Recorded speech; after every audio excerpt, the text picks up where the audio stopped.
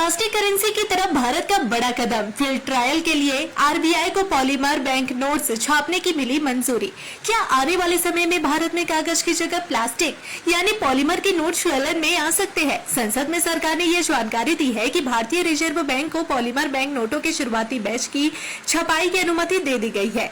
हालांकि यह कदम फिलहाल फील्ड ट्रायल के लिए उठाया जा रहा है। भारत में भविष्य में पॉलीमर यानी प्लास्टिक आधारित करेंसी नोटों के इस्तेमाल की दिशा में एक महत्वपूर्ण कदम उठाया गया है। सरकार ने संसद में जानकारी दी है कि भारतीय रिजर्व बैंक यानी आरबीआई को फील्ड ट्रायल के लिए शुरुआती चरण में करीब 200 करोड़ पॉलीमर बैंक नोट छापने की अनुमति दी गई है।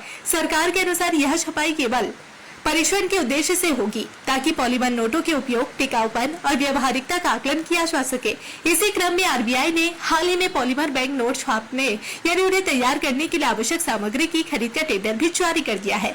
गौरतलब है कि भारत में पॉलीमर नोट लाने का प्रस्ताव लगभग 2 दशकों से विभिन्न स्तरों पर विचाराधीन रहा है। अब इसे फील्ड ट्रायल के स्तर तक आगे बढ़ाया गया है। विशेषज्ञों का मानना है कि पॉलीमर नोट कागज के नोटों की तुलना में अधिक टिकाऊ हो सकते हैं और इनकी उम्र भी अधिक होती है। साथ ही में आधुनिक सुरक्षा फीचर जोड़ना अपेक्षाकृत आसान माना जाता है। हालांकि सरकार और आरबीआई की ओर से अभी देश भर में पॉलीमर नोटों को नियमित रूप से जारी करने की कोई आधिकारिक घोषणा नहीं की गई है। फिलहाल यह प्रक्रिया परीक्षण के चरण में है।